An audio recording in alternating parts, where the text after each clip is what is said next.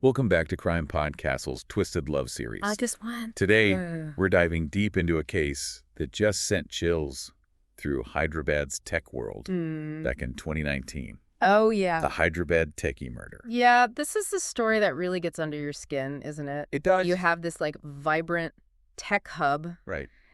Full of ambition, dreams, and then this, dark undercurrent of obsession Yeah. that leads to such a brutal act. Absolutely. And it all centers around Neeraj Verma, Right. a 27-year-old software engineer described as hardworking, kind, ambitious, Right. and really just the kind of guy who had a bright future ahead of him. Yeah, it makes what happened to him even more tragic. It does. I mean, you can almost feel the shockwaves that went through the community and his company when he was found murdered in his apartment. I can only imagine what his family went through. Oh, it's just devastating. Also, let's rewind a bit and talk about Priya Singh, Okay. the woman who was eventually convicted of his murder. What do we know about her? So Priya was 25 at the time, Okay. also a software engineer, worked on the same team as Neeraj. Okay. And from what I gathered, their initial interactions were purely professional. So purely colleagues working on projects together. Exactly. Got it. Nothing more than that.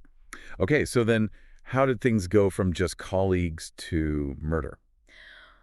Well, this is where the psychology gets really interesting. Okay. So it seems that Priya developed feelings for Neeraj, Okay. but they weren't reciprocated. So Priya saw him as more than a colleague, but Neeraj just viewed her strictly as a coworker. So almost a classic case of unrequited love. Exactly. We see that all the time in movies and books. So what made this situation so dangerous? Well, for one, Priya's feelings, they weren't just a fleeting infatuation. Okay. They grew into something much deeper, much more intense. She just couldn't accept the reality that he didn't feel the same way about her. And from the research we have on this case, we see that following his routine, sending constant messages, trying to get close to him outside of work. Yeah, becoming consumed by this fixation on him. So when Neeraj declined her advances, stating that he only saw her as a colleague, that rejection, rather than deterring her, seemed to only fuel her obsession. Yes, and that's where things take a really dangerous turn. Like her inability to cope with the rejection turned into resentment, jealousy, and eventually rage. Yeah. It's terrifying It is. that someone's inability to just accept no could lead to such a horrific act. Yeah, it really highlights the importance of understanding boundaries, respecting other people's feelings. Right. Having healthy coping mechanisms for dealing with rejection. Absolutely. These are things we should all be mindful of. Yeah. Not just in romantic relationships, but in all aspects of our lives. I think it's also really important to remember that we're talking about real people here. Oh, absolutely. Neeraj, with his dreams and ambitions. Yes. Brutally taken from his friends and family. Yes. And Priya, despite her actions, was also a young woman caught in a web of emotions she just couldn't control.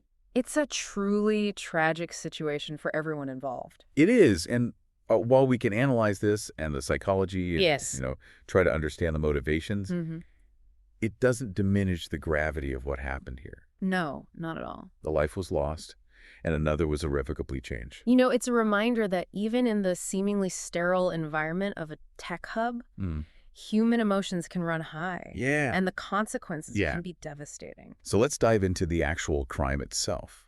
Okay. What happened on that fateful day in November of 2019? Yeah. How did this obsession culminate in Neeraj's murder? Right. So on November 12th, Neeraj was found dead in his apartment. Oh, wow. Multiple stab wounds. Okay. Signs of a struggle. So how did the police even begin to unravel what happened? Yeah. Did they immediately suspect Priya? Well, it's fascinating how the initial assumptions can sometimes lead investigators down the wrong path. Yeah. So at first the police thought it was just a burglary gone wrong. It's easy to imagine in a city like Hyderabad Right. that could happen. Exactly. But what led them to Priya? Well, good old-fashioned police work Right. combined with some key pieces of evidence really started to point them in the right direction. Like what? So they began by interviewing neighbors, colleagues, anyone who might have known Neeraj or had seen anything unusual in the days leading up to his death. Okay, so that's when they started to hear about Priya's obsession with Neeraj. Exactly, exactly. People began to talk about, how she would constantly bring him up in conversation, how she just seemed fixated on him. Right. Some even mentioned seeing her near his apartment building in the days before his death. So it's like a puzzle. Yeah. And those witness statements were the first pieces that started to fit together. Okay, so the police have those witness accounts. Right. But what kind of hard evidence did they need to connect her to the crime? Right. Well, this is where the forensic evidence comes into play, and it's pretty damning. Oh. They found Priya's fingerprints on the murder weapon. Oh, wow. A knife recovered from the crime scene. Okay, so that's a clear link. Oh, it is. Wow. And to solidify their case even further, they also found bloodstains on Priya's clothes that matched Neeraj's DNA. Wow. So not only was she at the scene, but she was also directly involved in the struggle that ultimately led to his death. So the obsession, the rejection, the escalating behavior, and then finally this physical evidence really painting a picture here. It is. And there's another piece of the puzzle, right? There is. The digital trail. Oh, of course. So yeah, had been sending Neeraj a barrage of messages. Even after he told her he wasn't interested. Even after, yeah. Yeah, so these messages revealed her persistent attempts to contact him, to meet with him. Yeah. Despite his repeated rejections. It's amazing how much our digital footprints can tell. I know, it's incredible. It's kind of scary too. It is a little bit, yeah.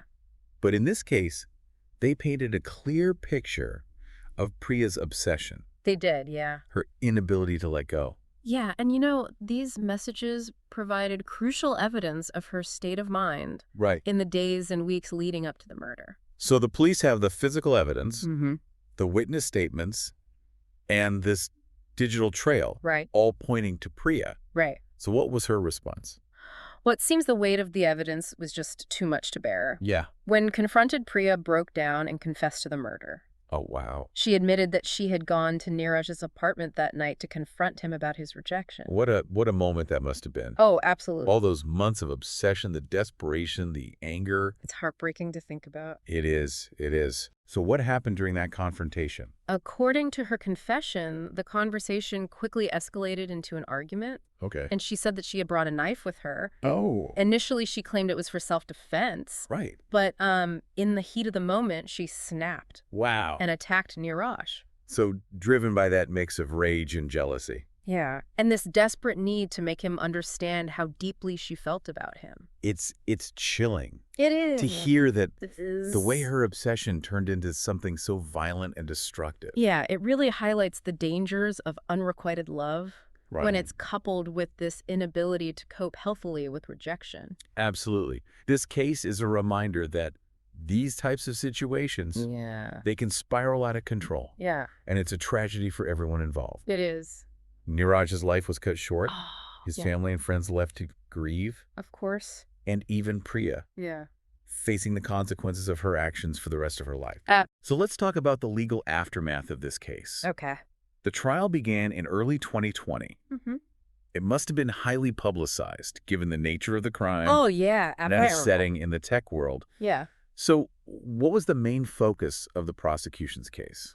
So the prosecution, they built a very strong case. Okay. Focusing on those 4 key pillars. Okay. The witness statements, the forensic evidence, the digital trail, and Priya's confession. Right. They argued that this murder was premeditated, pointing to the fact that she brought a knife with her to his apartment. Right. They painted this picture of a woman consumed by obsession, unable to handle rejection, and ultimately driven to violence. So they were pushing for a murder conviction. They were, yeah. What was the defense's strategy? So the defense team, they took an interesting approach. Okay. They acknowledged Priya's involvement in the crime, but argued that the murder wasn't premeditated. Oh, okay. So they claimed it was an impulsive act. A crime of passion. Right. Committed in a moment of emotional distress.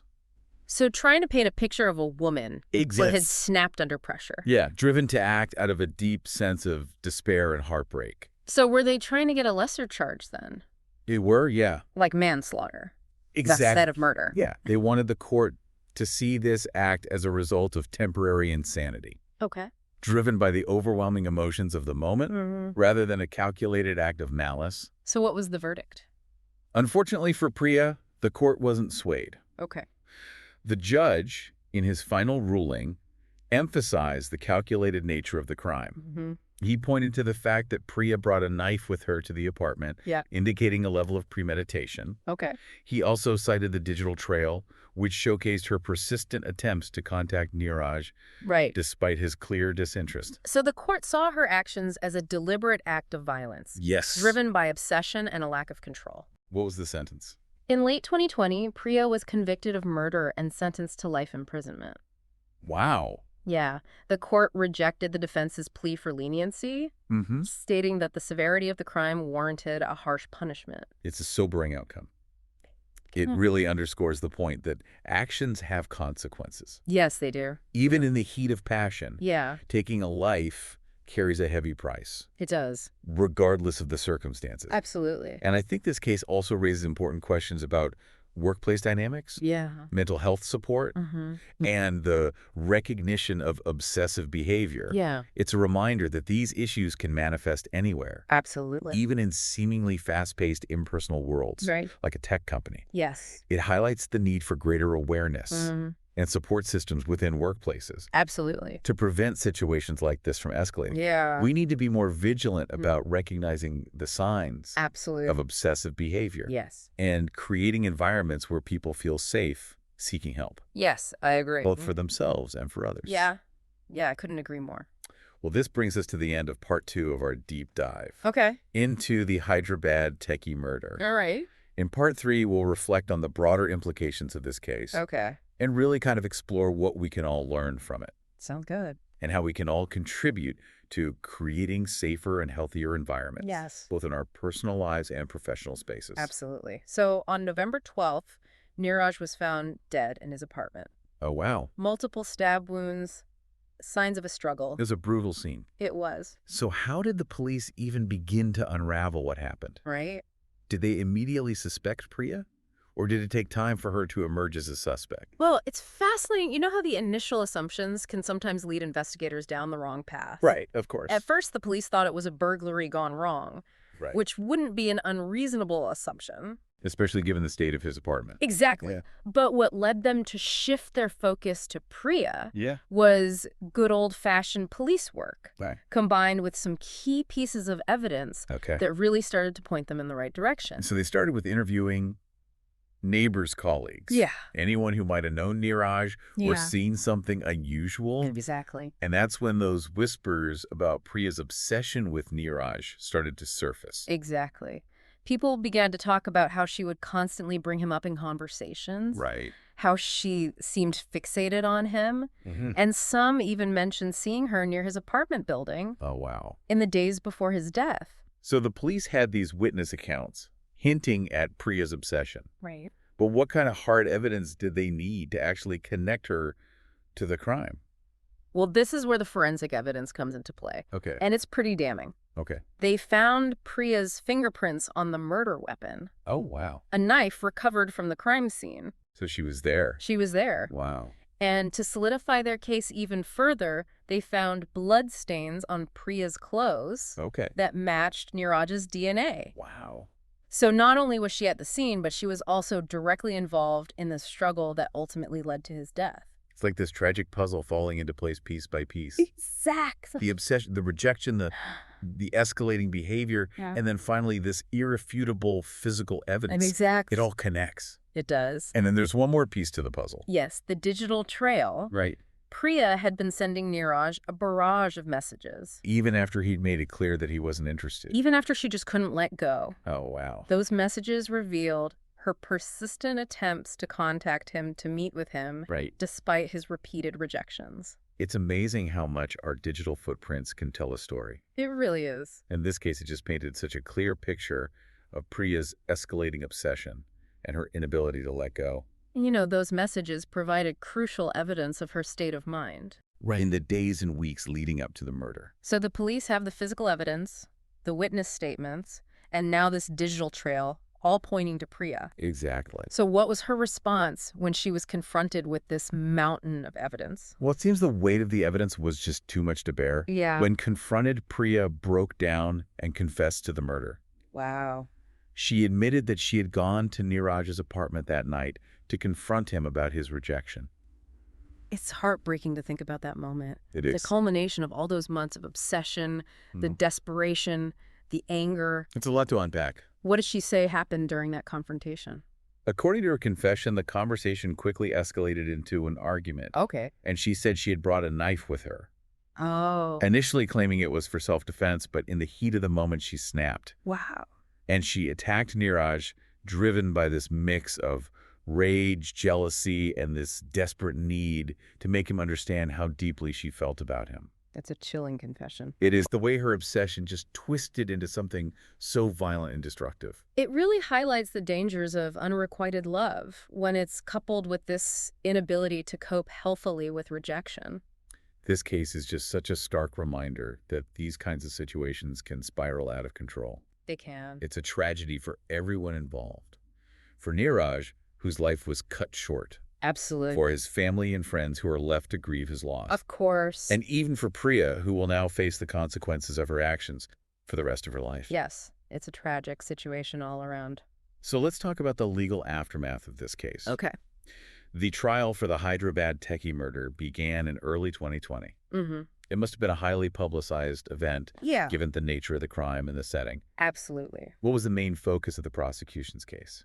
The prosecution built a strong case focusing on those 4 key pillars we've discussed. Right. The witness statements, the forensic evidence, the digital trail, and Priya's confession. They argued that the murder was premeditated, pointing to the fact that she brought a knife with her to Neeraj's apartment. Okay. They painted a picture of a woman consumed by obsession, unable to handle rejection, and ultimately driven to violence. So they were pushing for a murder conviction. They were. What was the defense's strategy? The defense team took an interesting approach. Okay. They acknowledged Priya's involvement in the crime, but argued that the murder wasn't premeditated. Okay. They claimed it was an impulsive act, a crime of passion committed in a moment of emotional distress. So almost trying to paint a picture of a woman who had just snapped under pressure. Exactly, driven to act out of a deep sense of despair and heartbreak. Were they trying to get a lesser charge like manslaughter instead of murder? That was their goal. Okay. They wanted the court to see this act as a result of temporary insanity, driven by the overwhelming emotions of the moment, rather than a calculated act of malice. So what was the verdict? The court wasn't swayed. The judge, in his final ruling, emphasized the calculated nature of the crime. He pointed to the fact that Priya brought the knife with her to Neeraj's apartment, indicating a level of premeditation. All right.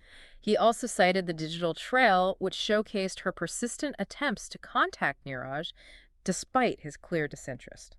So in the end, the court saw her actions as a deliberate act of violence. They did. Driven by obsession and a lack of control. Yes. What was the sentence? In late 2020, Priya was convicted of murder and sentenced to life imprisonment. Wow. The court rejected the defense's plea for leniency, stating that the severity of the crime warranted a harsh punishment. It's a sobering outcome. It really underscores the point that actions have consequences even in the heat of passion. Absolutely. Taking a life carries a heavy price regardless of the circumstances. It does. And I think this case also raises important questions about workplace dynamics, mental health support, and the recognition of obsessive behavior.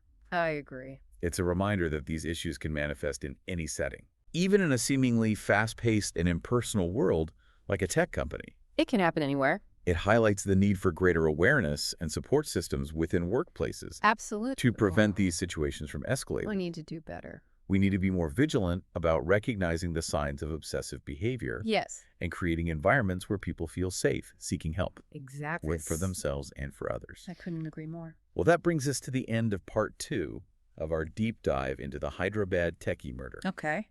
In part 3, we'll reflect on the broader implications of this case, explore what we can learn from it, and discuss how we can all contribute to creating safer and healthier environments, both in our personal lives and professional spaces. You know, as we wrap up our deep dive into this case, it's hard not to feel the weight of its tragedy. The Hyderabad Techie Murder is a stark reminder that even in the bustling heart of a tech hub, where innovation and ambition are supposed to reign supreme, the darkest corners of human emotion can still find a foothold. It really does make you think, doesn't it? It does. About the fragility of life, the complexities of human relationships, and the fine line between admiration and obsession. Absolutely. And I think that's one of the most important takeaways from this case. Yeah. We need to be more aware of that fine line, not just in romantic relationships, but in all of our interactions. Right, all of them. There's a difference between healthy admiration and unhealthy fixation. And that difference often comes down to respect, doesn't it? It does. Respect for boundaries. Yeah. Respect for another person's feelings. Absolutely. Respect for their autonomy. Yeah. When those elements are missing, that's when things can start to go wrong. When we see those red flags, right, the constant contact, the inability to let go, the possessiveness, we can't just brush them aside. Yeah, you got to address it. We need to address them. You know, have those difficult conversations. Encourage those who are struggling to seek help. Because early intervention is key. It is. It's about preventing these situations from escalating to the point of no return. We need to create a culture where talking about mental health is normalized. Right. Where seeking help is seen as a strength, not a weakness. Yeah. And that starts with each of us. So what can our listeners do? Yeah. How can we as individuals contribute to creating safer and healthier environments? Well, first and foremost, we need to be more mindful of our own behavior. Okay. Are we respecting boundaries? Are we communicating clearly and honestly? Are we seeking help when we need it? Okay, so really just kind of looking inward. Yeah. Checking in with ourselves before we even worry about others. And then beyond that, okay, we need to be more attuned to the people around us. Yeah. Are we noticing those red flags? Are we reaching out to those who might be struggling? Are we creating spaces where people feel safe to talk about their feelings? Yeah, even the difficult ones. Even the difficult ones. Right. Because sometimes just listening, offering a kind word, or pointing someone toward resources can make all the difference. It's true. You know, we all have the power to make a positive impact. Yeah. Even in small ways. That's such an important message. It is. We're not powerless in these situations. No, we're not. We can choose to be more aware. Absolutely. More empathetic, more proactive in supporting those around us. We can. And by doing so, we can honor the memory of victims like Neeraj Verma. Yes. And work towards preventing future tragedies. Exactly. And that brings us to the end of this episode of Twisted Love here at CrimePod Castle. Wow. We hope this deep dive into the Hyderabad Techie Murder has been insightful, thought-provoking, and perhaps even a little bit unsettling. I think so. It's a story that reminds us of the complexities of human emotion, the fragility of life, and the importance of fostering healthy relationships in all aspects of our lives. Absolutely. If you or someone you know is struggling with obsessive thoughts or behaviors, please reach out for help. Yeah. You know, there are resources available. Yeah. Therapists who specialize in these issues and support groups that can provide a safe and understanding space. Right. Don't suffer in silence. Absolutely not. There is help and there is hope. We encourage you to share your thoughts and reflections on this case in the comments section of our YouTube channel. Please do. And don't forget to subscribe to CrimePod Castle for more gripping true crime stories and insightful discussions. Until next time, stay curious, stay safe, and as always, stay vigilant.